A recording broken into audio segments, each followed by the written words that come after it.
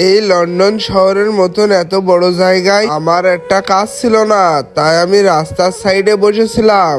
হঠাৎ একটা ব্যক্তি এসে একটা কাজ দেয়। কাজটি হলো ট্রাফিক সিগন্যালের। সেখানে থাকার জন্য যে রুমটি ছিল সেটার ভিতরে কিছু ছিল না, তাই আমি একটা ইঞ্জিনিয়ার নিয়ে এসে রুমটি ডেকোরেশন করে নি। ইঞ্জিনিয়ার সর্বপ্রথম একটা আরামদায়ক বেড বানালো যেখানে ঘুমানো যাবে।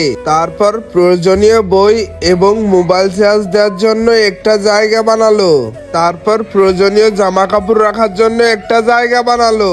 তারপরে ইঞ্জিনিয়ার লাক্সারি টাইপের একটা বাথরুম বানালো যেখানে সে গোসল এবং বাথরুম করতে পারবে। তারপরে ইঞ্জিনিয়ার সুন্দর একটা বেসিন এবং কি ইলেকট্রিক চুলা বসিয়ে দিল যেখানে সে রান্না করতে পারবে। তারপরে কাপড় কাচার জন্য একটা কাপড় কাচা মেশিন বসিয়ে দিল।